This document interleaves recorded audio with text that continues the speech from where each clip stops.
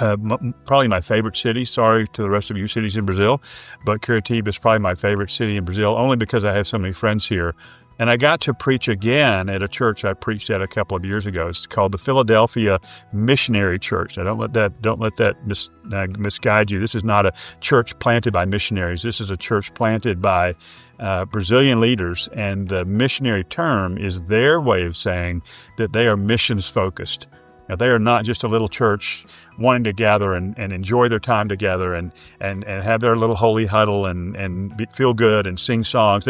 They want to worship God, and from that place they want to live for God, and from that place they want to be involved in missions around the world. And one of their pastors was telling me that they pray, they send, they give, they engage in world missions constantly.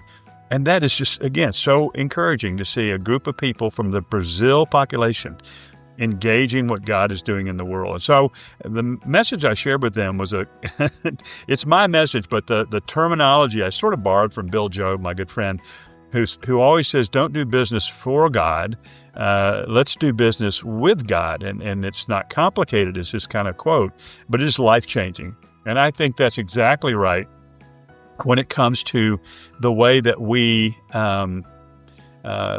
think about what we're doing. Are we doing God's mission for Him, or are we on mission, His mission, with Him?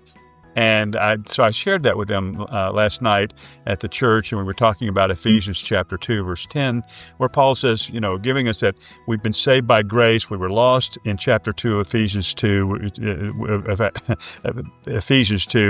We were lost, and God moved. He had mercy on us. He made us alive, took us from death to life. He saved us by grace, not by works.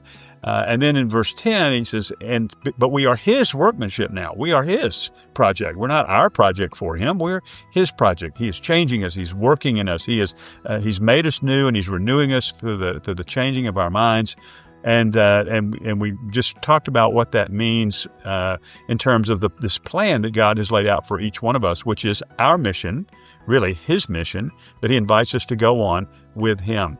And I was so encouraged. I mean, it's one of those things where, you get a lot of good response from a small church. There's probably 100 people in the room and very, very engaged. But there were two people at the end that really thrilled me. One was a young lady from university named Gabriella, who had listened intensely to the message. And that I don't see that very often among young people, sometimes.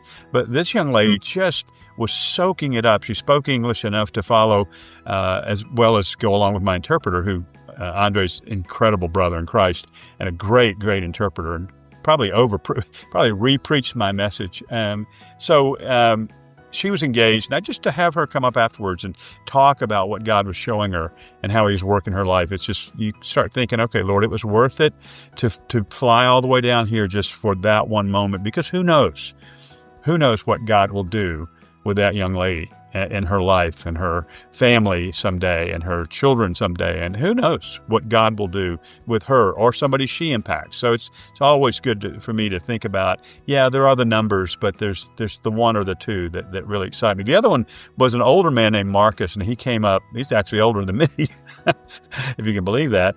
And he came up to share and introduce me to four younger men that he is working with, pouring his life into, to disciple them and engage them for the kingdom. And he's got this kingdom mindset for them. And just, again, to see that happening just constantly is encouragement to me that it's not just me, it's not just the BAM folks, it's not just Americans or the UK. It is God at work all over the world. So absolutely incredible. So that's kind of up to date. I've got some meetings today, and we'll see some other things happening. I wanted to give you one of these sort of God lessons.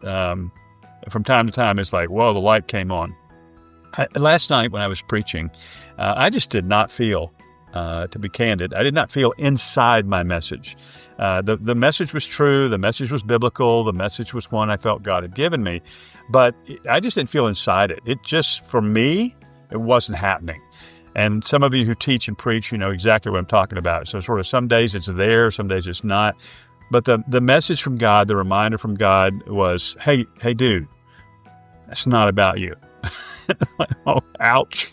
And thank you, because, I just so quickly get down to, if I don't feel inside my message, then good things are not happening. Well, the truth of the matter is, whether I was inside my message, whatever that actually means, other than it's just emotional, God was inside it.